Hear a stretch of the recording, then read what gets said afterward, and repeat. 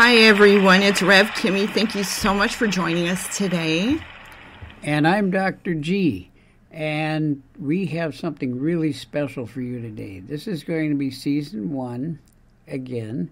And we're doing conversations with Rev Kymmi and Dr. G. And today, not only are we going to talk about a case, a specific case, but we have a very special guest with us today. Kymmi, who's our guest? Yeah, we have our special friend, Jim Polder. He is a retired CHP officer and an amazing Christian man who has some stories that he wants to share today, where he has witnessed some miracles and presence of God in those situations as a California Highway Patrol officer, and sharing also that we worked the Raegan Heitzig case together in Lake Havasu, where there was two boats had a head-on collision, unfortunately, and I handled the litigation at the law firm. And before I went to go work it with Jim. And we'll discuss those things. And hi, Jim. Hello. Yeah, welcome, Jim. And for the sake of our listeners, can you please tell us a little bit about your, not only your career in law enforcement, a little bit about yourself and your testimony for Christ? Okay. I was born and raised in Los Angeles suburb. I've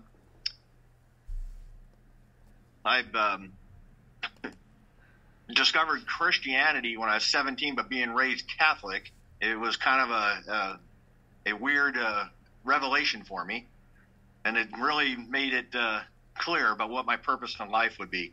And before I discovered Jesus, I'd already known I wanted to be a police officer. And as growing up, I worked at a fast food restaurant in Southern California, one of the popular ones, where I met a lot of highway patrol, a lot of LAPD, LA Sheriff, a lot of local police departments. And the highway patrolmen seemed to be the most squared away, smart, normal folk. So that made me focus on them. I got on the job in 1984, got hit by a drunk driver, gave me injuries that retired me out in 1986.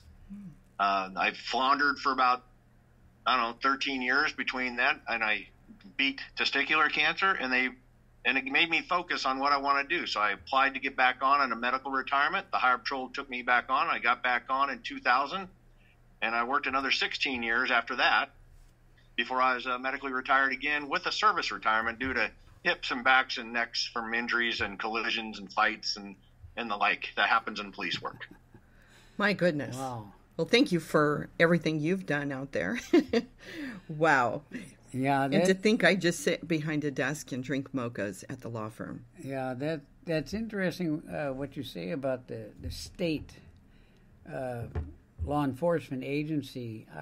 The gentleman who started the criminal justice program where I teach was an Ohio State trooper, and he always talks about how growing up as a child, he would see, different people, but when he saw those state troopers, they were always so strapped and squared away that's what he wanted to be in. And like you did, he went after it, and he became a state trooper. So how did you two meet? I mean, you're coming from two different angles. Well, we had a mutual friend who introduced us and kept in touch, and Kim would tell me about her gifts and her cases and stuff. Found it very interesting, and then there came a couple opportunities, especially after I retired, where I was able to help her with some. Yes, you did. You've helped with several, and I appreciate that very much, and have bragged about you to the people I cannot talk about, who are confidential, but those who are. I don't really need to be bragging. I just try to do what I thought was right, and I felt I was being but you're amazing. Where I needed to be. Yeah, you guys need to know that Jim has an amazing heart. He's retired, and a group of us, we're all Christians. And so we want to, help a little bit on missing person cases and to help law enforcement, the active police officers. And we donate our time here and there. And Jim did put in a lot of time on many cases. And he has an amazing heart, a servant's heart, always willing. And so I need to tell the truth about Jim. He's a great man of God, truly. Not just saying that. Yeah. And I feel I'm a soldier versus a recruiter versus someone. I find it very personal. My relationship with Jesus is very personal, so I don't share it with everybody because I don't feel it's my duty to share with everybody. If there's people who are open to it, I might. But in law enforcement, sometimes you get looked down on for being so Christian because it's, I don't know, they think you're, a flake, or they think you're weak, and I'm not. Oh, yeah, I think Jesus was far from being weak. So we're definitely following a very strong leader. He had to deal with a lot. Yes. Yeah, I find that very true. You and I both working in criminal justice, and Kymmi, with a PhD, I sometimes have folks look at me and they say, well, you teach research methods, you're given to deductive and inductive reasoning and, the causal model and all that, and how can you believe in something so crazy? I remember sitting in sociology classes and discussions about Marx and how he talks about religion being the opium of the masses and stuff like that. And how can you believe in something like Jesus and heaven and hell and all these things when you're supposed to be a scientist, And so that challenge is there. It really is. Well, I myself, I didn't believe. I'm very much a skeptic in being in judicial law, civil. I look for my evidence. I'm not just going to be whimsical and believe just anything. And quite frankly, it's also concerning my gifts.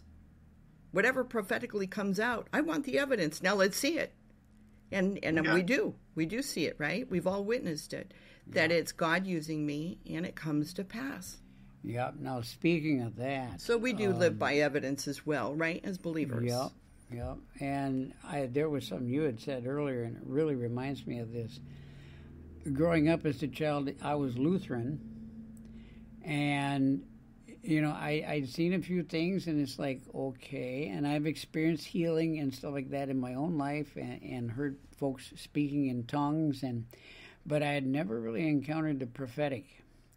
And to the extent and the accuracy that I have seen with Kim's gift, and especially with missing persons, and unfortunately, sadly, too often they end up being deceased as well.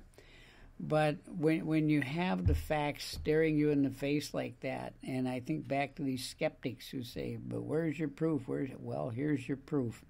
And that reminds me of something that brought you two together, the Raegan Heitzig case. And that was Labor Day of 2018, down in Lake Havasu, and two boats collided. One had 10 people on it, the other had 6.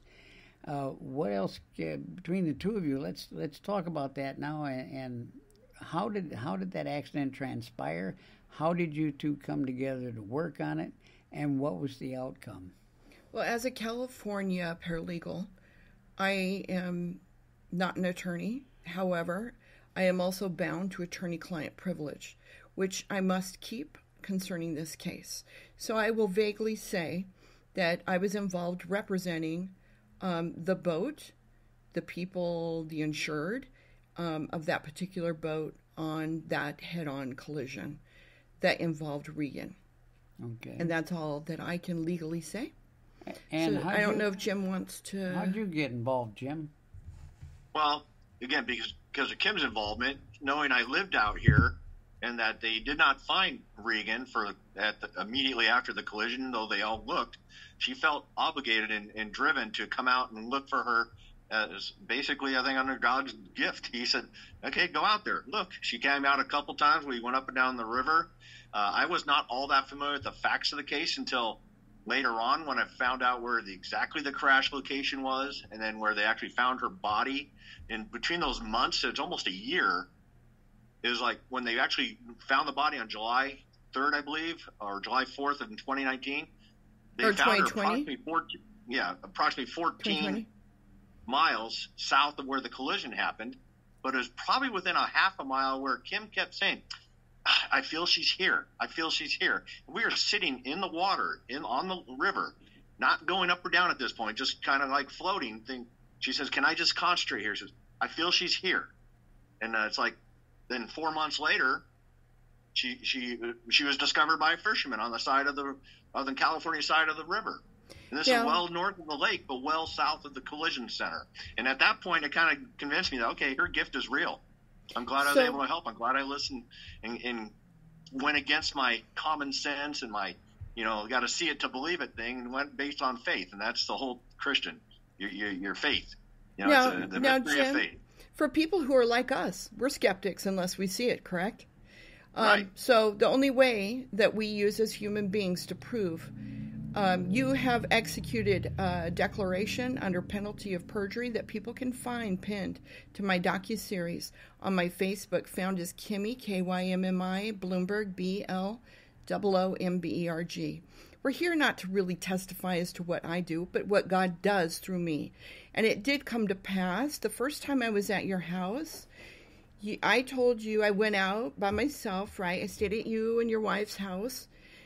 And then I had ventured out to Lake Havasu and prayed for, how long was I gone, you think, Jim? You were gone for hours that day because you went up to Topok and you came back down and you. Do you think it was 5 hours I was out there praying for? 3? At least. Okay, so I'm out there praying, guys, and I'm seeking God's will, what to do, what's going to happen. And the answer I got from him was, she's stuck on something.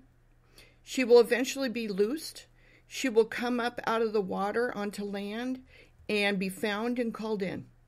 Now, that is what I said the first time. Then when I left your house the first time, you said, hey, Kim, if you want to come back again, we could go out on my boat. And I said, that'd be great. Right? Yeah. Is that how you remember it, Jim? Very, very much so. So I did. I don't know how much time went by. Was I got did I come back a month later? Or? It was a few months. Oh, it was? Okay. Yeah, it was a few months. I mean, when you no longer were tied to the case professionally, you felt more free to come out and research it. Yeah. And then people need to understand, we're in collaboration with the sergeant at Mojave Sheriff's Department, guys, who's in charge of Raegan Heitzig's case. So we're talking to him, by email, phone calls, and text messages. So we're not doing this alone. He knows exactly what we're doing and when, our plans, etc. And then we were done with that day when I came back the second time. He did call when we got home after being out on the boat. Wasn't it like 12 hours? Yeah, we were out quite a long day. Yeah, and guys, Jim, being a prior police officer for 21 years, he's got his body ailments, and I remember you saying your back was hurting you, and I'm sorry about that. But thank you for being so devout and pushing through. On the boat, he was driving his boat 12 hours, guys. It's fun, but it does beat on you. Yeah, thank you so much. Having fun, skiing or whatever. It wasn't a pleasure cruise. So it wasn't a waste because we reported those sites, the locations where we felt that she was stuck, to the sergeant in charge, which is Sergeant Cox at Mojave Sheriff's Department. I don't know if he's there anymore, but he was. I believe he still is. Yeah, and he's an amazing guy. He's super sweet. Allowed us to communicate with him, and we reported where we felt she was stuck. And so we're out in the boat trying to locate where she's stuck. And you said that I said she was about at a certain spot, which turned out to be approximately a half mile off from where I said she was stuck. Correct. Okay, that's interesting. Because I didn't know that until today. I did not know that fact. I'm very grateful that Sergeant Cox was willing to accept your guidance and help, because as a policeman, you're very skeptical about that kind of thing. Well, at least he's smart enough to know, hey, it can't hurt. Well, he had called so-and-so. He's a homicide detective who I helped here in Santa Clarita for several, for a couple of years, which you helped on that case too. But, Sergeant Cox called my reference, who was this homicide detective, and said, did Kim help you? Because he wasn't going to work with anybody who has not helped law enforcement before. So that homicide detective said, yeah, she did. And so because of that reference, being honest, Sergeant Cox used us. Yeah, he was able to accept it as a very good tool, as opposed to Yeah. No, she's just some whack job, wants to get the attention. That wasn't the case. Yeah, and then I remember, yeah. And then I remember withholding from him. I didn't want them to know. I worked the case at the law firm. I handled this head-on collision. So, of course, my reference did the homicide detectives knew, at the other law enforcement place where Sergeant Cox called. But I didn't want Sergeant Cox to know that to interfere with what we were doing independently to help him. Right. For recovery. Right. So is there anything else that you wanted to add that you remember about that? I remember you saying, I told you, I'm like, they found her, or you had told me, and how we joked about the fact you just didn't really, you doubted it. You doubted it. I did doubt it, but I only because, again, you don't believe anything you hear. You only believe half of what you see. Yeah. And it's like, and then when it did get discovered, I think you texted me first, and I went online to confirm everything you told me. So yeah, they believe it to be her, but at the time they needed to run the test, but there is really no other possibility of someone else it could have been. There's no other missing persons reported, and nobody fitting that description. And they could tell from the skeletal remains that, it was young female. I'm worse. I was worse than you because I heard about it later after everybody else found, I guess. I don't know how many days went by, but it was long enough for the medical examiner to identify her and say, yes, it's Raegan Heitzig. So I'm worse. I'm in law too. I live from evidence. I'm not airy-fairy about this stuff. It's well-grounded with my gifts, and I want the evidence. I called the medical examiner because I read online that it's positively her, but yet I still didn't believe it, okay? I called the medical examiner and spoke to him myself. And he confirmed that, yes, it is. And I cried for probably a good half hour or so. That how amazing God is that this, 2 years after the head-on collision, guys, she comes up out of water onto land to be found and called in. That's impossible. Yeah, they were hesitant to let the family know or let anything out publicly because they wanted the family to know for sure before anything else got out. There's one reason it didn't come out really quick or really wasn't a lot of coverage. And they did on the testing. They had all the DNA ready to go to be tested immediately upon recovery. So that's one reason they got such good results so quickly. Oh, okay. Yeah, I couldn't imagine the condition of her body, but I mean, here we are. Dr. G is an expert with, forensics, and he's done a lot of studies and bodies and dead bodies in water, etc. So let's refer to Dr. G here. Is this a miracle or not?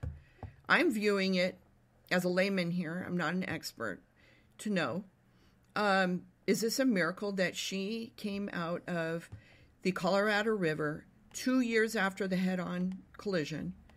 And is it or not? Well, from your perspective. Yeah, you and I first met via email in 2019. January of 2019, and we were conversing back and forth for that period of time. And I remember when Raegan Heitzig case, you were talking to me about it and asking me about it, and she still hadn't been found. And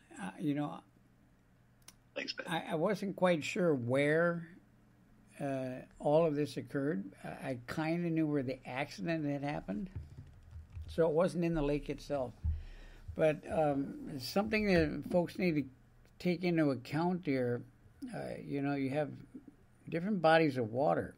An ocean is completely different because there's salt in it, and bodies will naturally float. Plus, you have the undertow or the ebb, whatever you call it. Lakes, unless you have a very large river coming into it or some stream right by where the inlet is or where the water's going out, like Lake Pepin in Minnesota is very similar to the phenomenon we have here with the Colorado River and Lake Havasu. So now you're going to have a lake that actually has a current. Generally, your body goes down in a lake, it goes down, and that's where it stays, and it finally reaches, because most lakes aren't that deep, unless you're talking Superior or something, and then the body reaches a warm enough temperature that it decomposes, produces gases, floats back to the surface. But you're talking about the Colorado River and a very fast-flowing stretch. And up where the accident was and where she was recovered, it's just crazy. You're talking about, at its narrowest point up here, the Colorado River is, and I'm going to measure it right now so we get this, is only about 1,200 feet across. And at the point where she was recovered, the narrowest point is only about 1,400 feet before it gets into the lake. Now, that's a lot of water moving through a very small area, which means there's going to be a lot of pressure. There's going to be a fast flow, like over a dam or something. And I remember when you asked me what is the likelihood of her body coming up, and when you had presented this to me, this is a cool body of water, even though it's, down in the desert area. And very fast-flowing water, and it was already 18 months later, and she hadn't bloated and floated. And I remember telling you, if she's in a spot where it's deep enough and cold enough that she won't decompose, she'll just slowly fall apart. She will never come to the surface. And even if she does, with the flow rate, the current in this body of water, she's going to end up miles downstream. By the time she comes up, she's going to be long gone down in Mexico, and nobody's going to ever find her. And so I told you not to get your hopes up, but that unfortunately this poor young lady was either going to stay down or never be recovered. Well, I believe, whatever God tells me, I believe. Yeah, I know it's going to happen in His timing, which it was His timing. I know, you kept telling me she's gonna be found. She's gonna be found, and I'm like, I didn't want to take it. And another aspect, I know when I hear God's voice when He shows me things. Yeah. What, Jim? Another aspect you didn't mention is the amount of fish we have in this river and lake. A lot of catfish, a lot of sunfish, and they love flesh. The fact that she was found, complete was. Like, wow, I don't know how much was actually on the bones, but for her to be found is amazing. Yeah, I didn't even think of that. Yeah, I don't want to get too gross, but there's that's called anthropophagy, animal predation. And from what we discussed earlier, she really hadn't come apart like she should have after 2 years of being down. That's what I mean. It could be a miracle. Yeah, it's just the amount of preservation, protection from the environment, as well as protection from sea life. Crabs, crayfish, all that stuff. They just love to chew on bodies. God definitely intervened in the recovery of this woman. I just want to... What, Jim? The river and lake have thermal layers. I'm sure for the bulk of it, she was below most of the warm layers and got into the cooler water where it basically kept her in better shape than expected. And when the started increasing the water flow, I'm sure that jarred her loose, and that's what probably brought her up a year and a half, 2 years later. Yeah. I just want to backpedal and talk about just a little bit of what we were doing at the law firm. We were handling this litigation, right? Head on. And we're representing the boat that put Raegan Heitzig into the water. Talking about a major conflict of interest. It was huge. However, we're all people. And we're Googling. The attorney and I are Googling. Did they find her yet?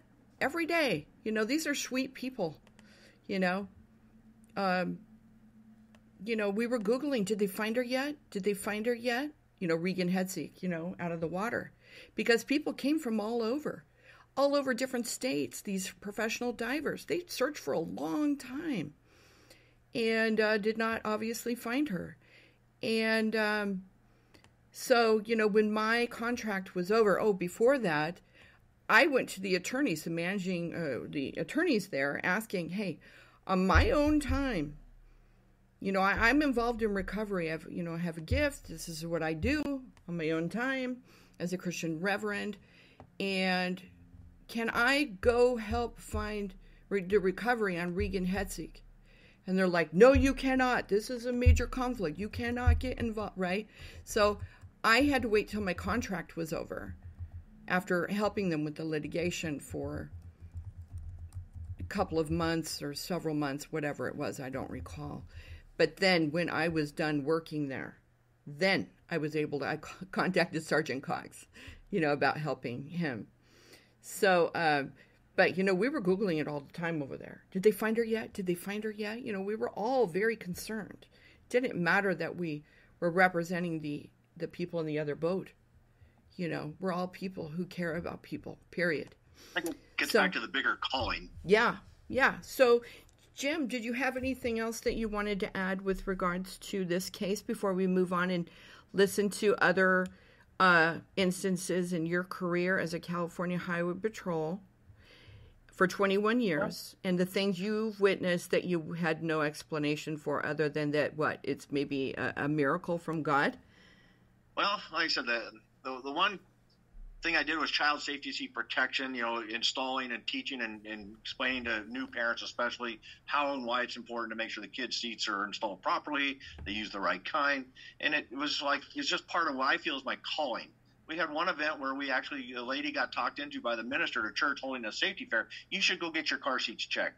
And one of them was expired. The other one needed adjustment. The kid didn't fit it. So we fitted that car with brand new seats, properly seated them.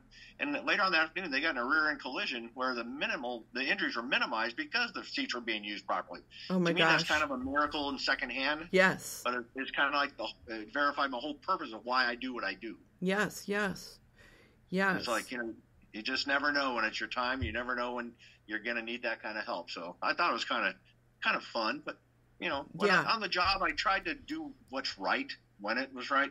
A lot of fatals out in the desert. And I would say a prayer for my victims. And then if I was dealing with a troublesome drunk or something, I tried to keep Christian about it. Sometimes they don't let you. I'll be honest with you. What do you mean they don't let you? Can you say? They don't want to comply. You have to get almost physically, sometimes violent with them because they will not comply and will not go on with the program. And I got very lucky. I never had to actually hit anybody with a baton, never had to tase anybody, but you had to wrestle with them. You mean because there's some mean drunks? Yeah, and they're not thinking properly, so you can't reason with them. You have to basically force them to do what you need them to do. Okay, and that gets old. Yeah. Yes. Yeah. So without, I don't want to set off any triggers that you may have, but without getting into great detail. Were there any situations where you walked up on an accident or a crime scene and you were watching what was going on and it's like, if it weren't for the grace of God or angels or something, that this should have gone south, but it didn't? Or have you ever, because I talk to emergency room nurses and they always talk about near-death experiences that the patients will talk about after the fact? Well, I know that I've worked a remote area, so I was basically the sheriff department's backup. I've been to several calls with either a domestic or you had a mentally challenged teenager with knives, and the deputy asked me to roll back with him, and he's got out his taser. And I said, you got out his gun. I said, that's not going to help this guy. You get a taser out, and if it gets bad, I'll cover you for that. And it's just one of those things where kind of like I felt I was there to protect that kid who needed it. I mean, he wasn't purposely being a challenge, but he's mentally incapable of doing what's right. That's good. So we got him talked down to and got him disarmed. It was like, okay. Good, good. Huh? That's good that you're a peacemaker. That's what police officers are supposed to be, right? No, exactly. And for the most part, I was able to talk most people out of their poor decisions if they let me. Yeah. Because I'm not small. I wasn't young. And again, a lot of these people assume if you're young and new, they can basically manipulate you. And I didn't let that. They never had that opportunity with me. Okay. I had to. Oh, remember when that guy who was, I'm going to use his name because it's a public figure, but Christopher Dorner, ex-LAPD, went after his hierarchy in his department. They fired him because he's mentally ill and he's violent. He went after the guy's family, killed several of his family members and he was coming down off the mountain. I was the only one at the checkpoint at the time, and I thought, okay, I have to have a plan. This man has obviously said he's not going to go alive. He's going to take out any. It turned out he did not come down off the mountain, but for about 20 minutes, it was me, my guns. I had to get the traffic stopped on this road. I had to get people around a corner in case bullets did fly. Oh, my goodness. I just felt like I was put there for that reason. But wow. I'm friends with the higher-ups over at LAPD. You said you helped backed up. It involved LAPD, you said, right? Right. They fired the guy because he was mentally should not have been on the job. Yeah, okay. I remember that case. So we do have people who from LAPD and other agencies who listen to this podcast. We're friends with them, just as I'm sure you have friends too who are from those departments. But that's really super sad. Tragic when you have to go after one of your own, one of the former own. Matthew 5:9. Blessed are the peacemakers, for they shall be called the sons of God. And that is Matthew 5:9. Yep. In the Holy Bible. Yep. And I've always said that I believe being around the police, working on cases, these missing person cases. I'm witnessing it. It's like a ministry. It really is. And you guys are supposed to be peacemakers. And you were one, Jim, and still are. Right? So thank you for doing that. And you were always there for the victims who were out of control, and you saved them from something worse happening. So that's great. Ideally. And trying to sue the family of fatal collisions, too, is not easy. And it's it wears on you, but I still, I know I need to do that for their benefit, because they always had questions like, how did it happen? What's going to happen? I mean, it's like very few guys in our department would give out their personal phone number to family members. I had no problem doing it, because after a week or so, they got their questions answered and they moved on. So it doesn't follow me per se, and they don't stay on me per se. Okay. Yeah. Yeah, I can think of. I remember when the morning at 5 o'clock, when one of my former students knocked on my door, and I answered it, and here stands a police officer. And right away, when you're seeing a man in blue standing there in front of you at 5 a.m., you know something is not right in the world. Right. And he told me that my youngest brother had passed. Huh. Now, I kind of understood that, and in my classes as a victimologist, I always told my students, I said, I can teach you and train you about a lot of things in this world and current issues and how to be a cop and a peace officer. And the one thing I can tell you about, but I can't prepare you for, is how do you make that announcement.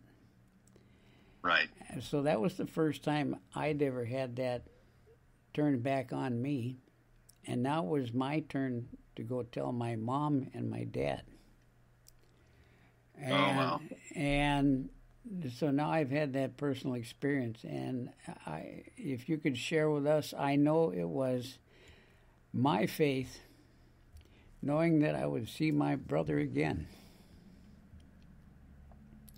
in heaven because he was saved and had accepted Christ as his Savior. If it weren't for that, I don't know how I would have gotten through that experience. Oh, we have something in common. My sister died on a motorcycle accident when she was 19. I was 18, lived at my parents' house. I was not awake for her when the police made the notifications. But it was like 5-6 years later, I'm working the same office in which that collision occurred and talked to the officers involved. And they said, yeah, it was just an unfortunate set of circumstances. Helmets were not required at the time. You probably would have saved her. But my dad, he's 98. He's living with us. Huh. He's never forgotten that. And he dwells on that because his faith is not that strong. My sister's was, but his is not. He has good faith. He's not a practicing Christian, as they say. But he's not a bad guy. He's a very nice man. But he has created a situation in his mind He thinks he could have saved my sister.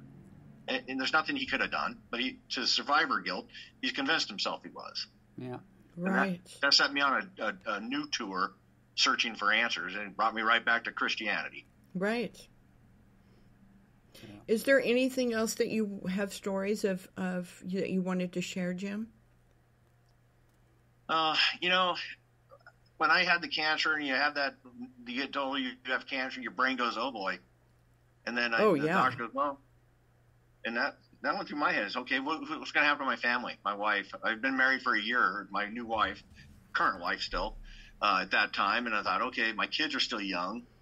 What's going to happen to them? But turns out the doctor says, well, the good news is bad news is you have cancer. The good news is you have one that's very high survivor rate. So okay. I was blessed and got through it. And that's what got me back on the department, back on what I feel is back on track with my life. Okay. Yeah, thank God you're okay from that. Oh, yeah. Yeah, I mean, I've gone through circumstances where I was faced with the possibility of having this type of cancer, this type of cancer, this type of cancer, and every time I did not. But so I got a little taste of what it is and how scary it is to have to face the possibility of having cancer. So I can't imagine what you went through. And the doctors didn't want to use the C word. It kind of irritated me because I'm kind of a blunt guy. Tell me what is going on. Don't sugarcoat it because I can understand it better. Yeah, get straight to the point. Yeah. Okay, well, thank God you're... What? So the next day they're cutting on me and started my radiation treatments, and it's been 24 years now and no recurrences, so yay. Yay. Praise God. That's good.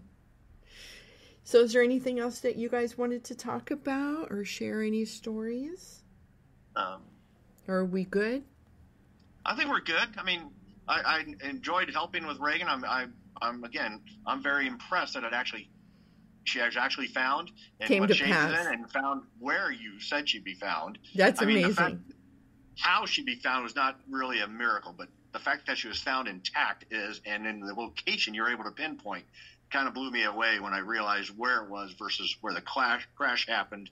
And I didn't know this until later. It's like, oh, wow, okay. And then... Yeah, so Jim, you're my friend.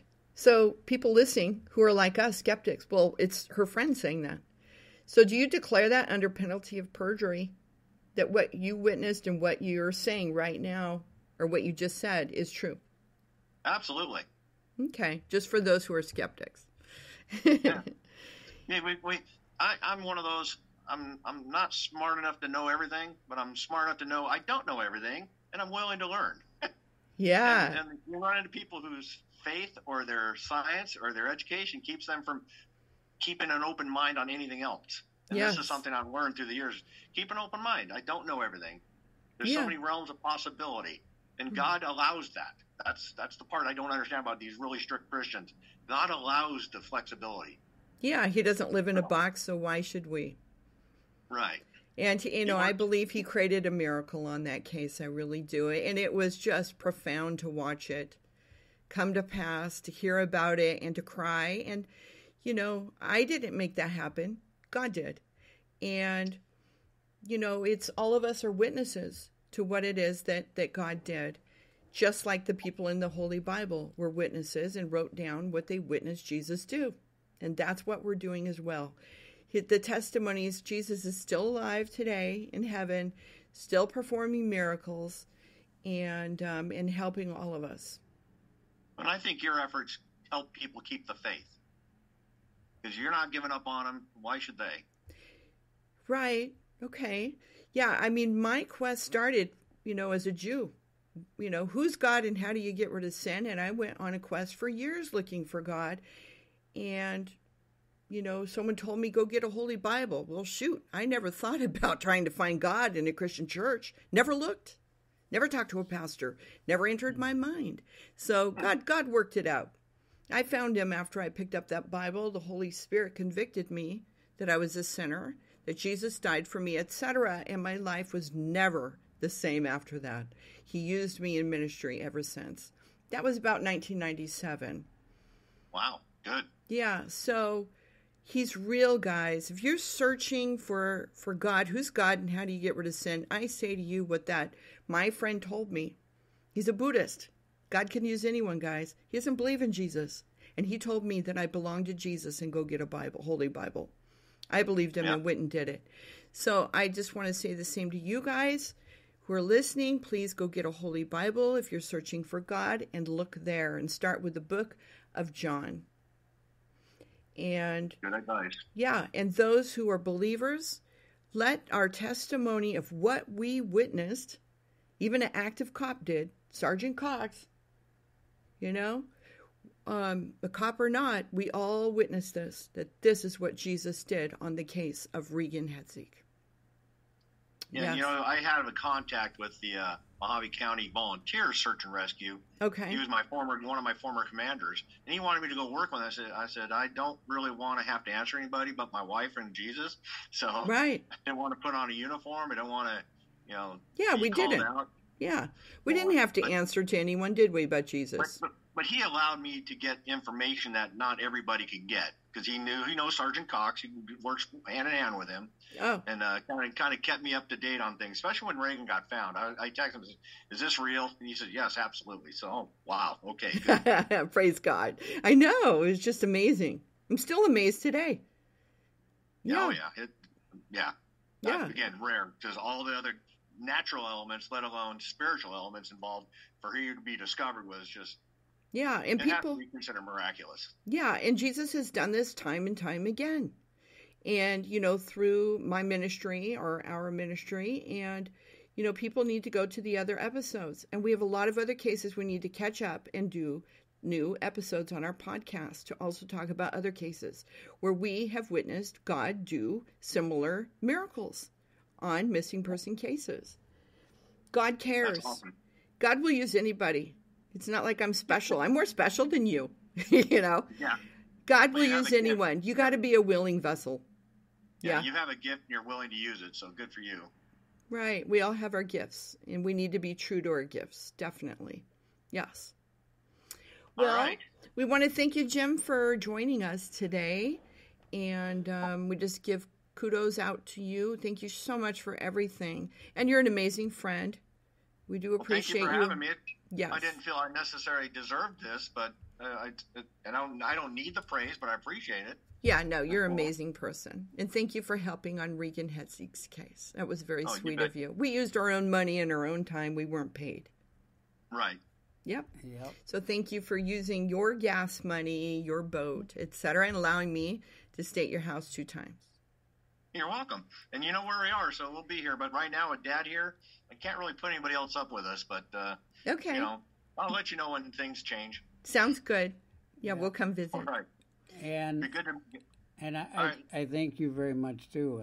I was very skeptical, like you were, that this young lady would be found at all, ever. And Kim would text me and tell me that she was out there with you guys, and your backs are hurting, your backsides are hurting, and you're getting sunburned, and you're out on the water for... 12 hours. Sun up to sundown. And 12 hours. And I'm thinking, because I'm a Minnesota boy. That kind of heat, I'd have been shriveled up like a carp on the shoreline there. And so I really want to thank you for sticking in there and seeing it through to the end, just like Kymmi did. And, my belief and faith in the gift of prophecy and the gift that Kymmi has as a result of faith in Jesus Christ and the gift of the Holy Spirit it's increased my faith as well to see it in action like this. Oh yeah, it is an example of what can happen if you believe. Yep, and it really it helps to give me peace on a daily basis to get up and do whatever I need to do to encounter whatever I need to encounter. And Kim was talking about her search, and some people, we'd call it searching for Jesus and searching for God, and then we reach salvation. And sometimes folks don't really know what they're searching for. They might be searching for that that peace in their heart and their soul, or that enlightenment, and you know, that sense of your mind and your spirit and your soul and everything expanding into the universe, and this awareness. And you know what?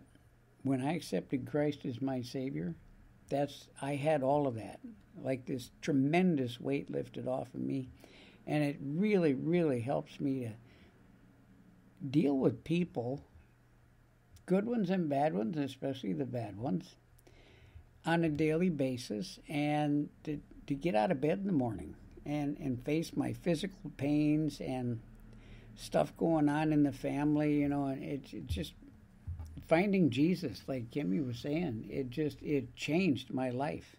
Well, it's good foundation. Yeah, we're seeking for God, and how do you get rid of sin? But we don't want to follow any fads or be brainwashed. You know what you do, guys, like I did, I was seeking truth. Yep. And I found it. So I hope that they find their truth as well. And as a Christian, I like to try to live that life. And am I always successful at it? No, but I try to live it as an example. I don't necessarily, I'm not a, what do they call that? Evangelist. Evangelist, or a seeker, or a converting person. That's not me. I'm not comfortable with it. It's a personal decision between individuals. And if they can't find it, or don't find it, or don't want to find it, you can only do so much for them. Right. Yeah, exactly. Growing up, I was discipled after my salvation experience. I was discipled by a guy who was into the Navigators, scripture memory and things like that. And, you know, we coming from southern Minnesota, a big farming area. And at first, everybody's, you know, has this zeal and you want to go out and share Christ with everyone. But too often then, as we start to mature in that, it gets to a point where we don't want to do anything except sit at home. But we all have to realize it's like farming.